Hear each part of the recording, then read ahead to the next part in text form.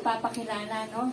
Pero alam ko po nakilala nyo na po ako at madalas pag nasa kapas po yung nakikita nyo po. Salamat po sa Panginoon, isa pong karangalan mula sa Diyos ang patuloy na magamit po sa pangunguna sa kanyang salita. Isang pribilehiyo po ang makatayo po at makapamahagi ng salita ng Panginoon.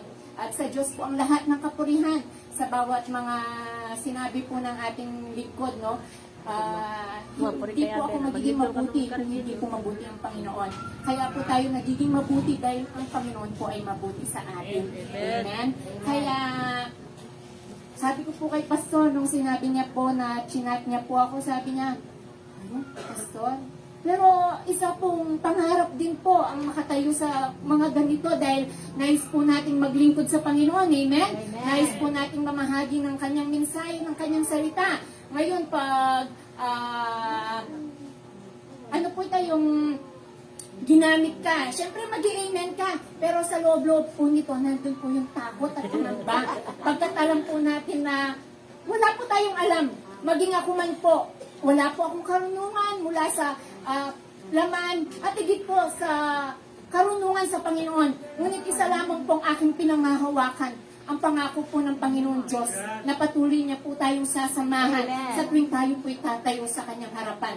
Huwag po tayong mangamba, patuloy lamang po tayong magtiwala sa Panginoon. Lagi po nating aminin sa ating mga sarili na kung wala ang Panginoon Diyos ay wala po tayong magagawa. Hindi po ang katalinuhan ng tao ang itataas natin, kundi sa ikararangal at ang katalinuhan na mula sa Panginoon. Amen?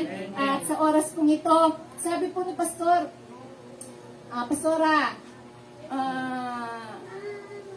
sino po yung nakakaintindi ng Tagalog ay Kapampangan? Kasi sa totoo lang po, nahihirapan talaga ako sa pagtatagalog. Kahit na nakikita niyo po akong ganito, hindi po talaga ako biyasa pagdating po sa pagtatagalog. Purihin po ang Panginoon kung minsan nalahalagpasan ko po. Pero minsan talaga pong magkapampangan po. Nakakaintindi naman po tayo. Amen. Salamat po sa Panginoon. Sabi ni Pastor, ayun po nga, gagamitin niya ako. So, syempre, nagagalak yung puso ko, pero sa kabilang banda, napanghihinaan po ng loob at natatakot. Amen? Kasi hindi po talaga biro. Amen? Sabi nga po ni Pastora, ang maghayag ng salita ng Panginoon, hindi po talaga biro. Akala nila, ganun-ganun lang, na mababasa mo lang, pero hindi. Kung hindi ka lulukuban ng banal na Espiritu ng Panginoon, mahihirapan ka talaga. Dahil hindi mo naman hinahangad yung karunungan na nagmumula sa iyo. Amen? Gusto mo yung karunungan na nagmumula sa Panginoon. Kaya purihin po ang Diyos sa oras na ito. Sabi ko, Pastor, mas magaling na pa rin kaya kami. Pero sabi nga po, walang magaling. Amen? Walang magaling at ang paglilingkod sa Panginoon ay hindi pagalingan. Amen? Kaya patuloy lamang po tayong laging magpakumbaba, humingi ng karunungan sa Panginoon at siya na po ang bahala na maghahayag ng kanyang salita. At patuloy muna po tayong yumuko at patuloy po tayong manalangin. Father God, thank you po Panginoon sa umagang kay ganda na patuloy mo pong ipinagkaloob sa bawat isa. Salamat din po sa karangalan, sa pribilehiyo na iyo pong ipinagkaloob upang ako po'y magamit, Panginoon Diyos, na tagapanguna sa iyong salita, Panginoon. O Lord, dalangin po sa iyong pangalan, Panginoong Yesus, na patuloy mo po akong turuan magsalita upang patuloy na mapapurihan ka po ng madla, Panginoon. Tulungan mo po ako, Panginoon, i-anoint mo, Panginoon, O Lord, ang aking pong labi at walang ibang ihahayag, Panginoon, kundi ang iyong salita at walang ibang itataas at patuloy na pararangalan, kundi ikaw lamang, Panginoong Yesus, ang may iwan, Ama, sa pulpitong ito, kundi ikaw, Panginoong Yesus. Kaya naman po, aking pong dalangin na sa bawat mga tagapakinig ay buksan mo po ang kanilang pandinig, Panginoon, upang patuloy, Ama, na ang bawat mga salita mo, Panginoon, ay amin pong maitanim sa amin pong mga puso upang sa amin pong paglabas, Panginoon, ay ito po'y aming magamit, Panginoon, bilang paglakad sa iyong kalooban naman. Samahan mo po kaming muli, Panginoon Diyos, at pagpalain. Lalabas po kami dito na sama-samang pinagpala mo, Panginoon. Kaya, Ama, sa iyo po ang papuri, pagtakila at karangalan sa tanging pangalan mo po, Jesus. Amen. At sa oras pong ito, tayo po'y makibukas sa aklat po ng Hukom. Sa aklat po ng hukom,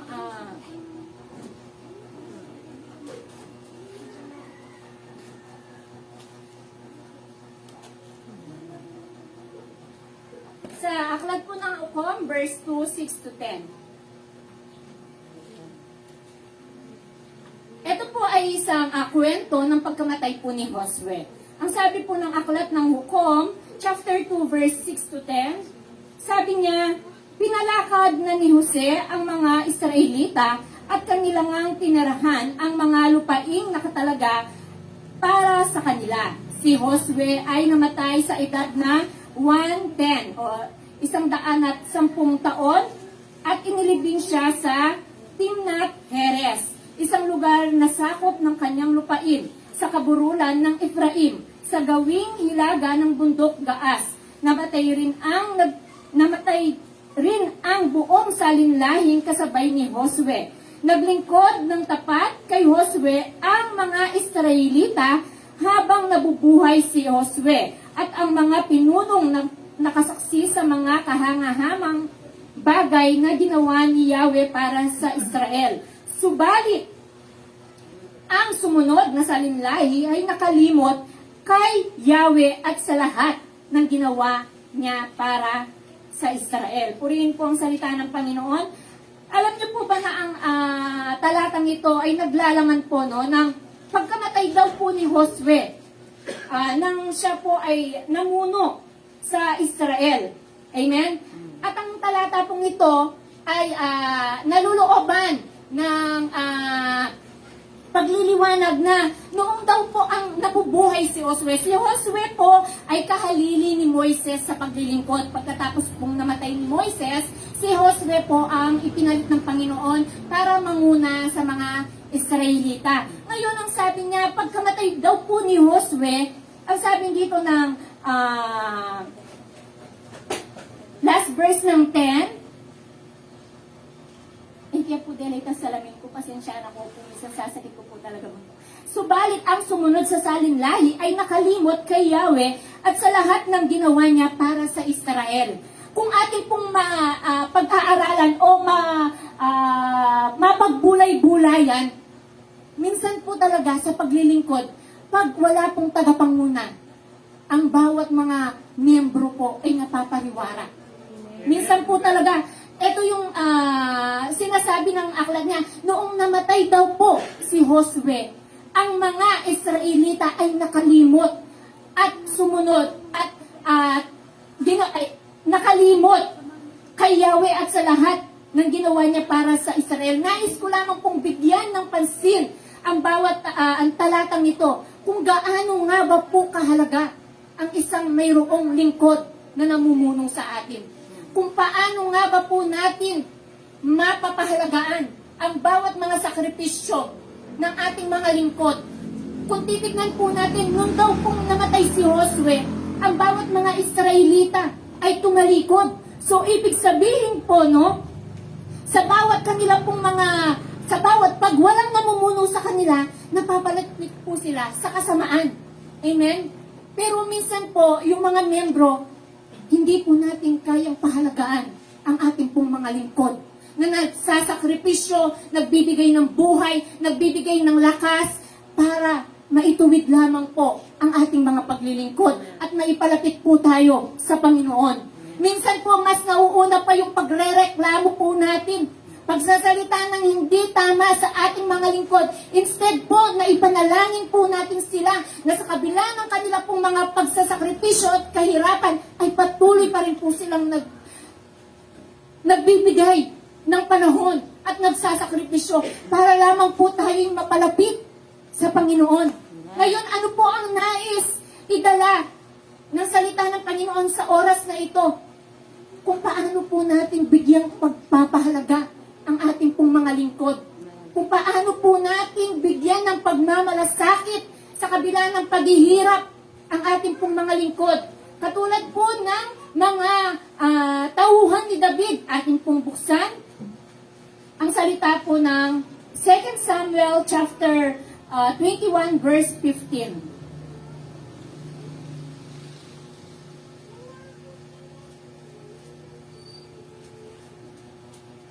dumating ang araw. Pwede pong basahin po natin lahat. 2 Samuel, chapter 21, verse 15 po. Dumating ang araw na nagsimaan. Sige po, hanggang ano po, 17 po. Pakibasa po natin lahat. Sige po. Dumating ang araw na digmaan muli ang mga Filisteo at mga Israelita. Sumama si David sa kanyang mga kawal sa pakikipaglaban. Sa isang labanan ay lubhang napagod si David. Papatayin na sana siya ng higanteng si Esbibenob na may dalang bagong espada at sibat na may 3.5 kilo ang bigat. Ngunit tinulungan ni Abisai na anak ni si David at pinatay ang higanteng Filisteo. Mula noon, pinasumpa nila si David na hindi na siya muling sasama sa labanan. Ikaw ang ilaw ng Israel. Ayaw namin mawala ka sa amin, sabi ng mga kawal ni David. Amen? Kung atin pong nanamnamin yung salita nun, amen? Tignan niyo po yung mga kawan ni David na mayroong malasakit Amen. pagdating po sa kanilang hari. Amen. Ibig sabihin, nalalaman po nila ang pagpapagal, ang katayuan ng kanilang hari. Amen? Nawa sa bawat mga Kristiyano o sa bawat mga miyembro, magkaroon po tayo ng puso na katulad po ng mga kawan na ito. Kung paano po nagpapagal ang ating mga lingkod. Amen? Sila man po ay nagkakasakit. Sila man po ay napapagod. Sila man po ay umiiyak sa iba't ibang mga problema na pansarili din po nila, maging sa bawat kanila pong mga mahal sa buhay. Amen? Pero hindi po natin sila narinig na dumaing. Amen. Sa halip, sila po'y nagpapatuloy para maipalapit po tayo sa ating pong mga Panginoon. Pero minsan, may isang salamat sa ating mga lingkod ay hindi po natin nasasabi ito.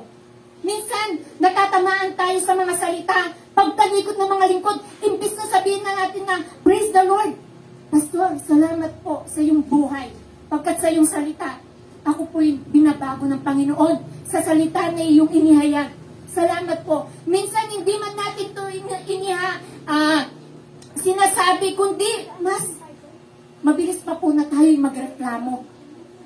Sa bawat mga leadership, amen, nagpapakapagod upang patuloy na makatulong sa ating pong mga lingkod. Pero minsan, yung mga iba, hindi po ako naparito upang mag-condemn, kundi nais ko lamang po na mabuksan po tayong lahat. Na huwag po tayong magreklamo. Imbes na ipanalangin po natin ang bawat mga katulong ng pastor at ang ating pastor at ang kanyang pamilya. Minsan o madalas, paging Gredo Santala pa pong makagulot. Isang nakakalungkot po, no? Na hindi po natin nalalaman. Sobrang pagod po ng ating pong mga pastor. Amen. Ako po, bilib na bilib po ako sa pastor ninyo. Amen? Hindi po siya marunong dumaing. Amen. Amen? Lahat po talagang ibibigay niya. Tunay nga po na minsan talagang hindi man niya maibigay ng sabay-sabay. Pero, natitiyak niya na sa kabutihan ng Panginoon, naniniwala po ko na ang bawat isa ay natutulungan niya sa abot ng kanyang makakaya. Mahal po tayo ng ating pong mga lingkod. At sa tuwing tayo po'y wala sa ating mga upuan at hindi po tayo nila nakikita, ang kanila pong mga puso ay nalulungkot. Amen. Umiiyak po ang mga lingkod natin. Pagkat ang nais nila na tayo'y laging manatili sa Panginoon. Pagkat alam po nila na kung wala ang Diyos, ay wala po tayong magagawa. Amen. Amen. Kaya napakahalaga po na ang isang lingkod ay ating pong pahalagaan. Amen. Huwag po tayong maging pasanin nila, kundi kailangan tayo po'y maging katuwang po nila. Amen. Amen? Kailangan po, huwag po tayong maging pasanin. Pagsikapan po natin at ang lahat ng ating pong mga ginagawang ito ay para sa Panginoon. Amen. Amen? Pagkat ang Panginoon, mahal na mahal po nila ang mga lingkod. Amen. Kaya kung tayo sumusunod sa Panginoon, magpapakita rin po tayo ng pagmamahal at pagmamalasakit sa ating pong mga lingkod. Amen. Amen? Sa tuwing siya po ay umaalis, sa tuwing siya po ay umahayo, hindi po natin alam kung ano yung gastos na kinakailangan ng ating pong mga lingkod. Pero hindi po sila dadaing sa atin. Amen. Magsisikap po sila talaga. Pero salamat at sa kabutihan ng Panginoon, hindi pinapabayaan ng Panginoon Diyos ang kanyang mga lingkod. Amen. Pero sino nga ba ang magpapala sa kanila? Kundi tayo man po na miyembro. Amen. Wala pong ibang tutulong sa ating mga lingkod. Amen. Kundi tayo rin po. Amen? Wala pong magmamalasakit na una sa ating pong mga lingkod. Kundi tayo man din po. Amen. Kaya tayo pong lahat, dahil isa rin po akong miyembro. At pag binuksan mo ang iyong palad at ang iyong puso sa mga lingkod mo, tandaan po natin, ang blessing ay aapaw sa ating pong mga buhay. Amen. Isang buhay na patotoo po na nararanasan ng mga taga-kapas. Amen.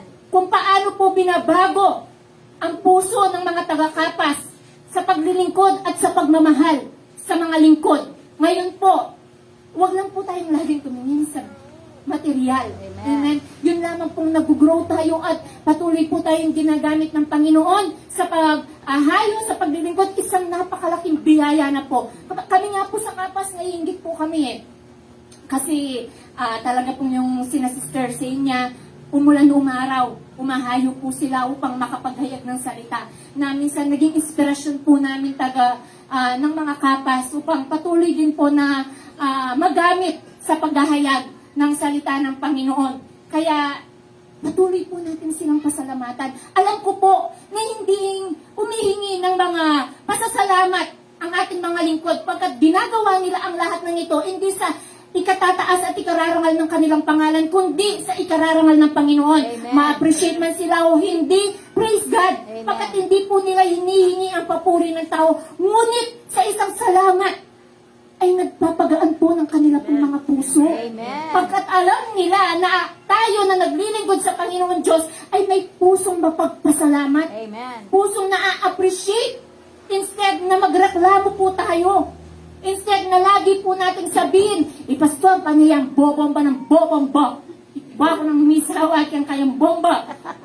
Amen. Alam niyo po ba na ang salita ng Panginoon hindi para patamaan po tayong lahat, Amen. kundi para itama po tayo. Amen. Ngayon, kung po tayo po ay nasasaktan, salamat Panginoon Diyos Amen. dahil tinatama mo po ang aking paglakad sa iyo. Amen. Kaya kung titingnan lamang po natin, pagkatapos mag-preach ni Pastor, pagkagulo na, binubahan naman, Pastor, Panginoon mo ba ba? Instead na sabihin po natin, Pastor, salamat po sa buhay mo.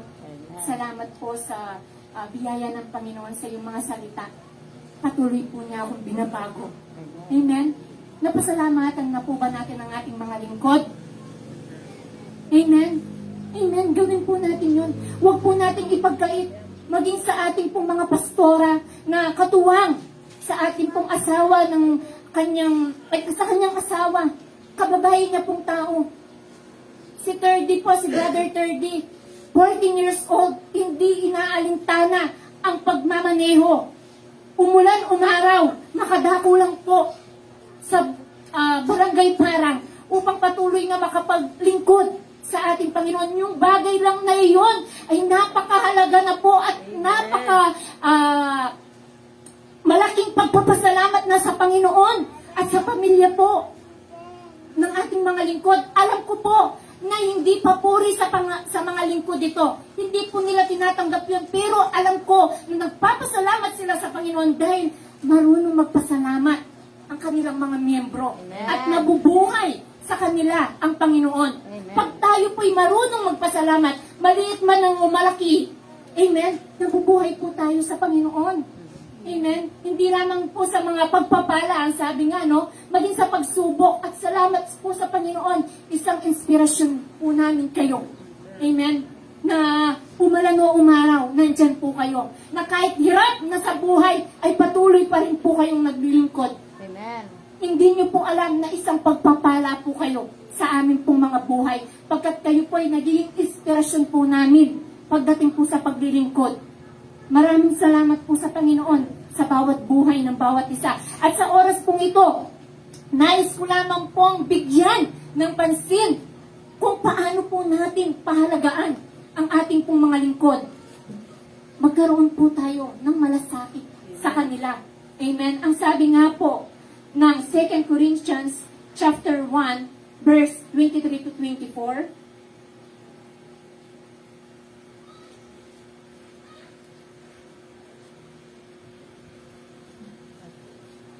2 Corinthians po, chapter 1, verse 7. Ang sabi po ng salita ng Panginoon, 2 Corinthians chapter 2, 1, chapter 1, verse 7 po. Ang sabi niya, kaya't matibay ang aming pag-asa para sa inyo, sapagkat alam namin kung paanong nakahati kayo sa aming kahirapan, magiging kahati rin kayo sa aming kaaliwan. Ibig sabihin po, kailangan magkaroon po tayo ng pagmamalasakit sa ating pong mga lingkod. Amen? Pagkat ang pagmamalasakit ng bawat isa ay isang kaaliwan po sa ating mga lingkod. Pagkat nakikita po nila na patuloy na nag-grow ang bawat mga mananampalataya, na hindi nasasayang ang kanilang pagpapagal. Pagkat nakikita ng ating mga lingkod na tayo pong lahat ay umaangat sa ating pong pagkakilala sa Panginoon. At hindi nyo po alam na ito po ang nagiging kaaliwan ng ating pong mga lingkod, na sa bawat mga ganitong pamamaraan, naaaliw po ang ating mga lingkod. Nagbibigay po ng kasiglaan na magpatuloy. Amen? Ito po yung kanilang nagiging lakas bukod sa Panginoon. Tayo po ang nagiging lakas ng ating pong mga lingkod. Amen. Kaya, tayong lahat, huwag po tayong maging pasanin. Kung bagkus, tayo po'y patuloy na makihati sa kanila pong kahirapan. At ito ang nagiging kaaliwan ng ating pong mga lingkod. Ang sabi nga po ng 2 Corinthians 1:23 to 24, dito lang po tayo sa 2 Corinthians, hindi po tayo lalabas dito. Ang sabi nga po ng 23:24, saksi ko ang Diyos, alam niya ang laman ng aking puso, hindi muna ako pumunta riyan sa Korinto sapagkat kayo rin ang inaalala ko. Hindi sa nais naming pangunahan kayo sapagkat alam namin sinisikap niyong maging matatag sa pananampalataya. Nais lamang namin tumulong upang maging maligaya kayo. Tignan niyo po yung mga lingkod natin. Mas inaalala pa po tayo kaysa sa kanilang sariling pamilya. Amen. Amen? Mas inaalala pa po yung mga kapakanan natin kaysa sa sarili po nilang laman. Amen. Sa sarili po nilang mga magulang. Sa sarili po nilang mga kapatid. Kung tutuusin, sino ba tayo? Hindi naman natin sila, laman. Burin sabihin, tapong laman. Blood is thicker than water, hanapin po niya. Pero bakit? Ganun na lamang ang pagpupursige ng ating mga lingkod. Amen? Tingnan nyo, inaalala palagi nila tayo. Isa pong napakahalagang or matabang puso na po na ma-appreciate po natin yung mga ganito sa ating pong mga lingkod. Amen? Sila po at tayo po ang kanilang pong mga kagalakan at kaaliwan. Amen? Ang sabi nga po ng 2 Corinthians 4:15,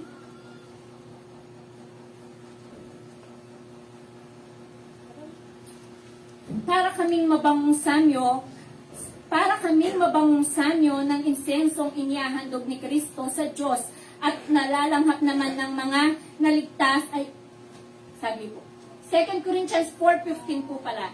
2 Corinthians 4:15, ang lahat ng pagtitiis ko ay para sa kapakanan ninyo upang sa pagdami ng mga nakakatanggap ng kagandaang loob ng Diyos, lalo pang dumami ang magpapasalamat sa ikaluluwalhati niya.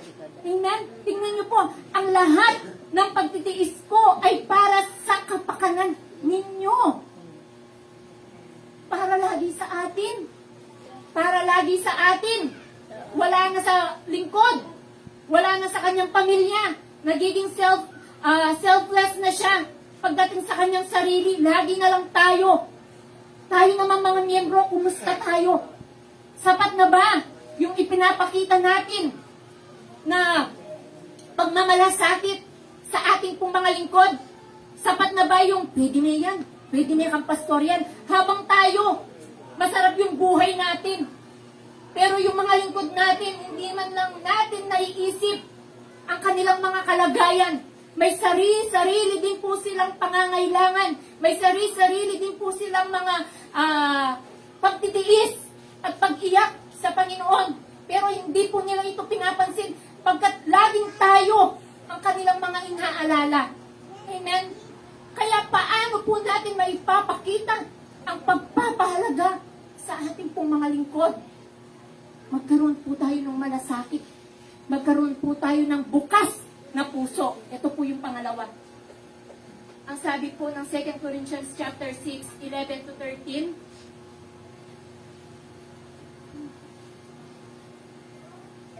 Second Corinthians chapter 6, 11 to 13 po. Mga taga-Korinto, tapatan ang pagsasalita namin sa inyo. Binuksan namin ang aming puso sa inyo. Hindi namin isinara ang aming puso sa inyo. Kayo ang nagsara ng inyong puso sa amin. Kinakausap ko kayo bilang mga anak. Buksan naman nyo sa amin ang inyong puso, tulad ng ginagawa namin sa inyo. Amen? Tingnan nyo po yung pagmamahal ng ating pong mga lingkod sa bawat miyembro. Laging may bukas ang kanila pong mga puso. Kahit na sila'y nahihirapan, kahit na sila'y nasasaktan, kahit umulan, umaraw, patuloy pa rin po sila sa paghayo upang patuloy na mapalapit lamang po tayo sa Panginoon. Na minsan hindi po natin maa-appreciate ito. Akala po natin laging bomba na lang ng bomba si pastor. Pero ang totoo, nais niya na ang bawat isa ay huwag mapahamak. Amen. Katulad ng pagtuturo ng ating Panginoong Yesus. Amen. At ito ang ating mga lingkod na nagiging boses sa bawat isa na ang nais ay huwag mapahamak, kundi maituwid po natin ang ating pong mga pananampalataya at paglilingkod sa Panginoon. Pero minsan, hindi po natin ito na-appreciate. Tinitignan po natin ang ating pong mga lingkod bilang kalaban. Hindi po bilang kakampi. Akala po natin lagi po binubomba tayo ng mga lingkod. Hindi po. Dahil sa pagbubombang ito, mahal po tayo ng ating mga lingkod sa pangalan po ni Jesus. Amen? Kaya wag po nating masamain. Ang sabi po ng 2 Corinthians 2, verse 4,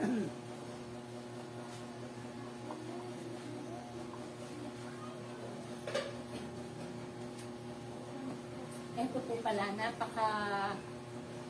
napakagandang ano po ito.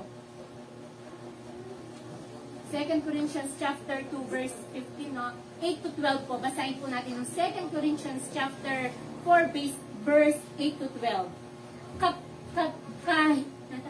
Kabi-kabilaan ang pagpapahirap sa amin, ngunit hindi kami nalulupig. Kung minsay nababagabag, ngunit hindi kami nawawalan ng pag-asa. Inuusig kami, ngunit hindi pinapabayaan. Nagpapatumba kami, ngunit hindi lubusang na ilulugmok. Lagi namin taglay sa aming katawan ang kamatayan ni Jesus upang sa pamamagitan ng aming katawan ay mahayag ang kanyang buhay. Abang kami nabubuhay, lagi kaming nabibingit sa kamatayan, alang-alang kay Jesus. Upang sa aming katawang may kamatayan ay mahayag ang kanyang buhay. Kaya't habang nagwawagi sa amin ang kamatayan, nagwawagi naman sa inyo ang buhay. Amen? Tingnan niyo po yung pagtitiis ng ating pong mga lingkod. Habang sila hirap na hirap, tayo naman po, amen, ay lumalakas sa ating pong mga pananampalataya. Nagwawagi naman ang inyong mga buhay. Ang sabi niya, kaya nais ko po, nabigyan po nating pansin kung paano po nating mapahalagaan ang ating pong mga lingkod. Kung paano po sila nagsasakripisyo upang patuloy po tayong mapalapit sa Panginoon. Amen? Hindi po natin alam at hindi po natin, wala po tayong alam sa kanila pong mga pinagdadaanan. Instead na magreklamo po tayo na ang service ay napakatagal. Instead na magreklamo tayo na sobrang tagal naman ni Sister Marley na praise and worship. Instead na magreklamo tayo na panina mong bobombay pastor, magpasalamat tayo. Pagkat may isang lingkod na nangunguna upang patuloy po tayong mapalapit at maitama ang ating paglilingkod sa Panginoon. Amen? Napakahirap po nang walang nangunguna. Amen? Amen. O ngini po layo pastor. O tapo at ang layo pastor, lalo rin aliwan eh. Ali naman po. Amen. Ali naman po niya. Alam mo, kagalakan po ng isang lingkod na makita niya, lagi po tayong present sa gawain. Amen, amen. Nalulungkot po sila, sa totoo lang po. Ayan po isang pagpapahirap na po sa ating po mga lingkod. Kasi hindi naman po para sa atin eh. Para sa kanila, sa yayaman ba sila sa ganon? Hindi.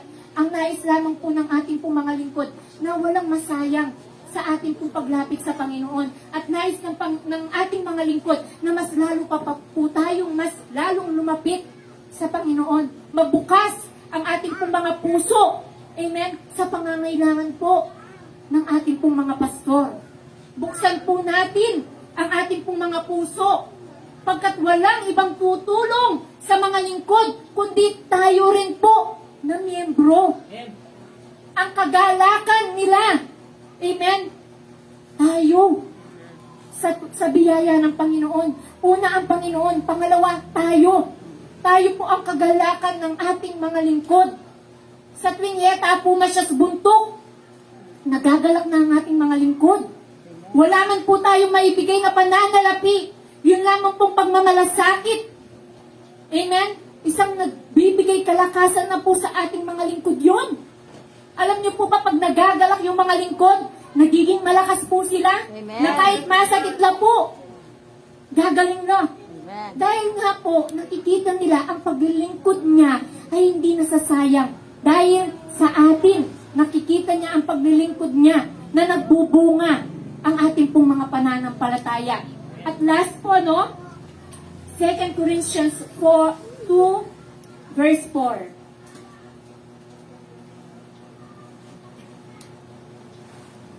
2 Corinthians chapter 2 verse 4.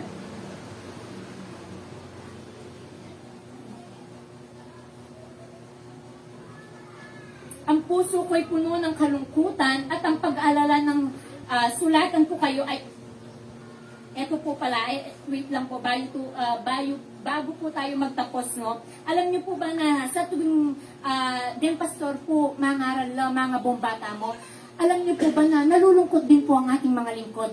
Pero wala po silang magagawa, kundi ihayag ang salita ng Panginoon. Pero hindi po niyo alam na maging ang kanila pong puso ay nalulungkot sa tuwing inihahayag nila ang katotohanan. Amen. Na sa tuwing akala po natin ay patuloy po tayong pinatatamaan o binubomba. Ang sabi po ng 2 Corinthians chapter 7 verse 8, hindi ko pinagsisisihan ang pagkasulat ko sa inyo kahit na nalulungkot kayo dahil dito. Nalungkot nga ako nang malaman kong nasaktan kayo ng kaunting panahon dahil sa akin. Ngayon, ay nagagalak na ako sapagkat ang kalungkutang iyon ang ginamit ng Diyos para akayatin kayo sa napagsisihan at talikuran ang inyong pagkakasala, kaya't hindi kayo napinsala dahil sa amin. Last verse 10, sapagkat ang kalungkutan buhat sa Diyos ay nagbubunga ng pagsisisi at pagbabago tungo sa kaligtasan, ngunit ang kalungkutang dulot ng mundo ay humahantong sa kamatayan. Amen? Ito po yung purpose ng ating mga lingkod sa biyaya ng Panginoon kung bakit po nila inihahayag kahit masakit ang salita. Hindi para po tayo'y patamaan, kundi para po magbunga po tayo ng pagsisisi at patungo sa pagbabago. Pagkat alam po nila na ang pagsisigi at nagbubunga ng pagsisisi at pagbabango tungo sa kaligtasan, pagkat ang bawat isa'y ayaw po nila na mapahamak. Kaya gayon na lamang po kung patuloy na minsan nasasaktan po tayo sa salita ng Panginoon. Amen. Tanggapin po natin yan. Amen. Hindi po para tayo po'y i-condemn, kundi para po tayo'y ituwid sa paglilingkod. Pagkat kagalakan po ng pastor ang makita na lumalago at nag-grow sa pananampalataya ang bawat kanya pong mga miyembro. Tandaan po natin, mga kapatid, pastoring a church is not always an easy job po. It's not easy to preach every week. It's not easy to carry the burden of ministry every day. Hindi po madali. Hindi po madali. Ako nga lang po, yung mensahe na ito at luna pong oras. Pero, nagkasakit ko pa rin po. Paano pa po sila na sa araw-araw, amen, na binibigay nilang kanilang buhay. Hindi po madali ang pagtayo dito upang maghayag ng salita ng Panginoon. Hindi po natin nalalaman kung ano yung sakripisyo, kung ano yung puyat po nila, kung ano yung pagod ng pag-iisip. May hayag lang ang salita ng Panginoon Diyos. May bahagi lang at makakain lang po tayo ng salita. Na minsan, nagre-reklamo pa po tayo. Na minsan, hindi pa po natin na-appreciate ang ating pong mga lingkod sa kanila pong mga ginagawa. Amen. Nais ko lamang po, o nais ng Panginoon, na sa oras na ito, bigyan po nating pagpapahalaga ang bawat mga paghihirap, ang bawat mga ginagawa ng ating pong mga lingkod. Amen. Pagkat ang pagpapahalagang ito, ibig sabihin po ay lumalakad po tayo sa pag-ibig ng Diyos. Amen. Sa pag-ibig po ng Diyos, hindi para ma-appreciate ka ng pastor mo, hindi. Pag tayo po'y nagpapahalaga sa ating pong mga lingkod, ibig sabihin po, patuloy na lumalaganap, patuloy na umaapaw ang pag-ibig ng Panginoon sa bawat puso po natin. Amen. Mahal po tayo ng ating pong mga lingkod. Last po, no? Ito na po yung last. Ang sabi po niya, 2 Corinthians chapter 2, verse 4.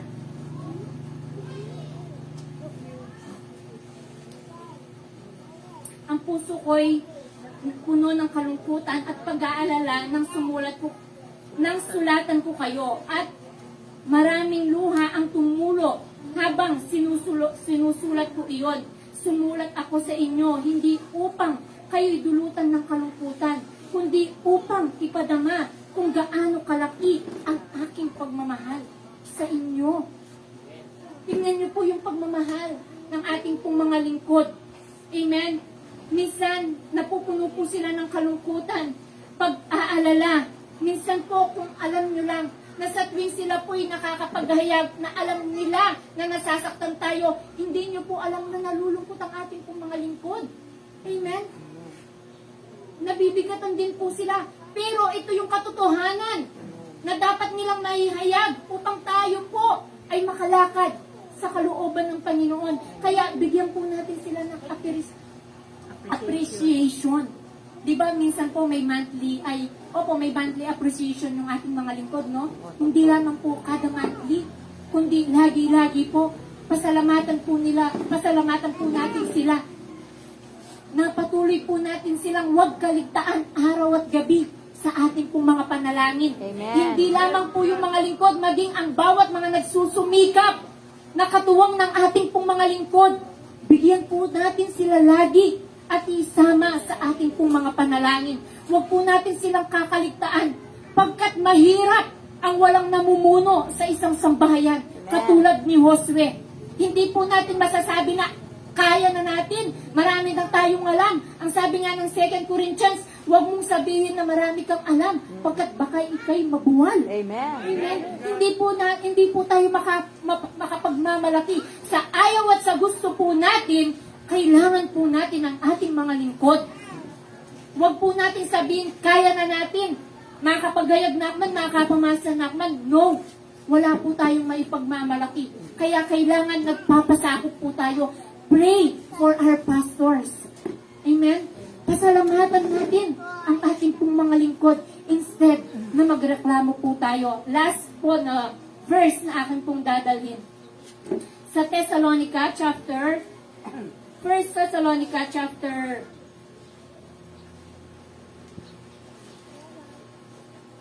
5 verse 12. Mga kapatid, ipinapakiusap namin na igalang nyo ang mga nagpapakahirap sa pamamahala at pagtuturo sa inyo alang-alang sa Panginoon. Pagpukulan nyo sila ng lubos na paggalang at pag-ibig dahil sa kanilang gawain. Mamuhay kayo ng mapayapa. Pagpukulan nyo sila ng paggalang at pag-ibig.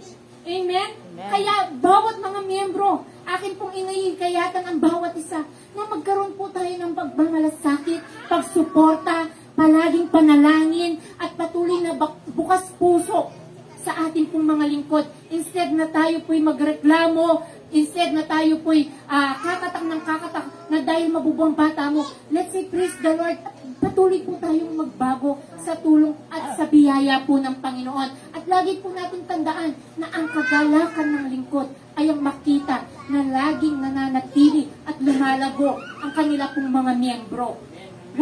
Kung hanggat maaari, ipaglaban po natin ang ikapitong araw. Ipaglaban po natin to. Hindi po dahilan yung trabaho. Kung mayroon naman pong paraan, amen? Ako po, sa totoo lang po, bilang buhay na patutuo sa papuri po sa Panginoon, no? Salamat po sa Diyos dahil alam niya ang aking pong puso. Hindi din po madali yung aking schedule. Amen. Kahit puyat, kahit jump, kahit walang tulog. Pero dahil kinikilala ko ang Panginoon na siya ang pinagmumulan ng aking kalakasan, siya ang pinagmumulan ng aking buhay, hindi ko po kayang hindi ibigay ang ikapitong araw. Pagkat lagi ko pong inaamin sa aking sarili, no, kung wala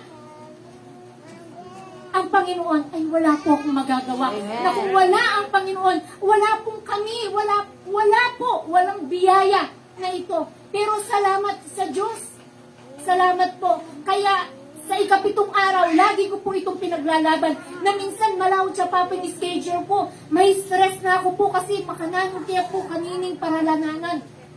Pero salamat sa Panginoon sa paghipo niya sa akin pong mga kasamaan sa trabaho. Amen. Minsan ma-amaze ka na lang po, AK schedule. Pero dahil alam ng puso ko ng Panginoon na nais ko pong maibigay ang ikapitong araw sa Kanya, inaayos niya po yung schedule ko. Amen. Kaya salamat po sa Panginoon.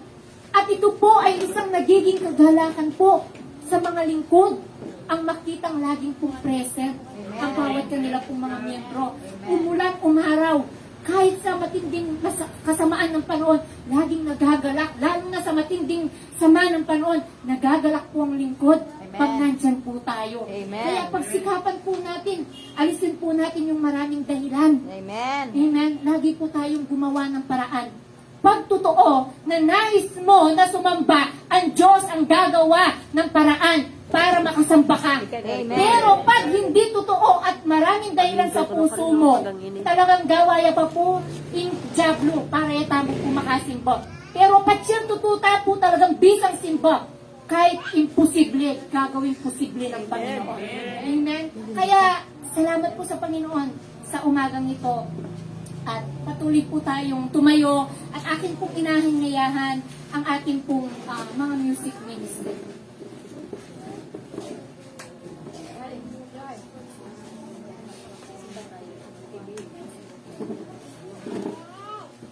Amen. At patuloy po natin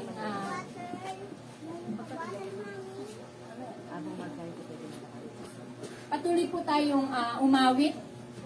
Yan, salamat po sa Panginoon. Hallelujah.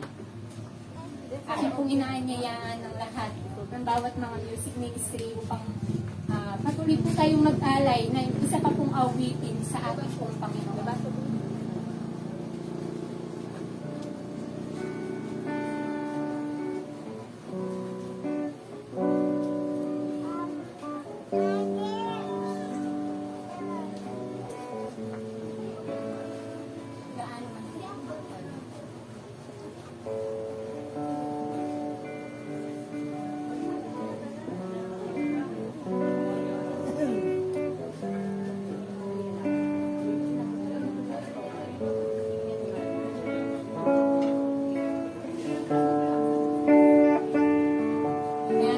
Hallelujah. Patuloy po natin damhin ang awiting ito na kung saan ay napakabuti po ng Panginoon na gaano man kalayo ang langit, ang kanyang pag-ibig ay para sa atin lagi, Panginoon. Kaya sa oras pong ito, patuloy po tayong umawit.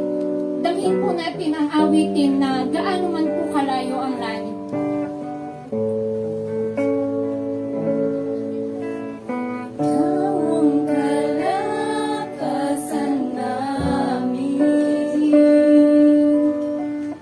Kalapit at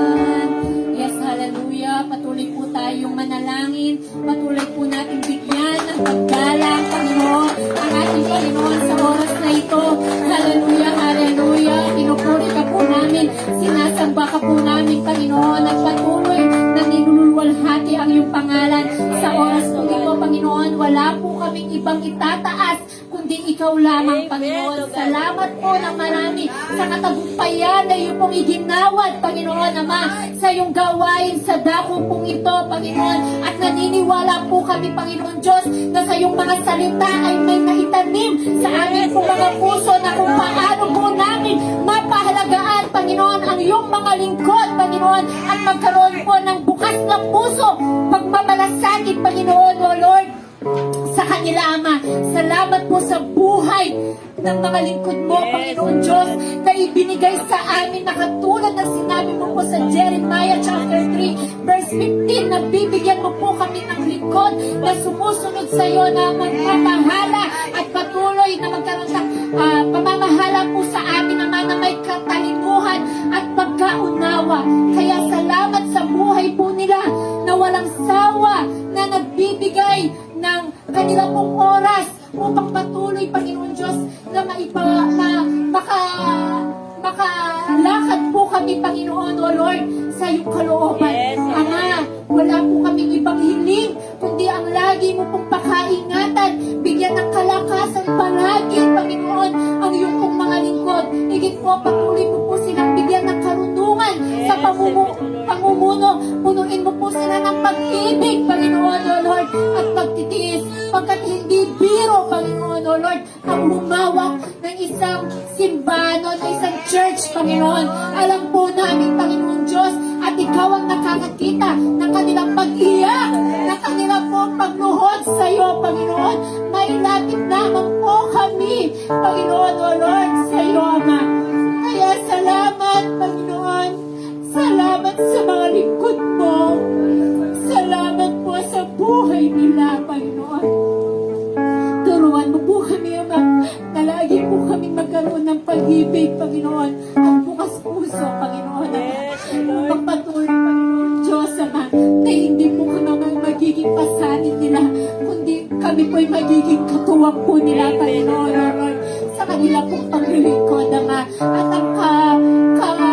ang bawat mga ginagawa po ito namin, salamat po, at nagbibigay po sa kanila, Ama, ng kagalakan. Kaya salamat po, Panginoon, sa oras din po ito, Panginoon. Patuloy po namin itinataas, Ama, ang aming pong mga kapatid, Panginoon, na si Brother Arvin, Panginoon.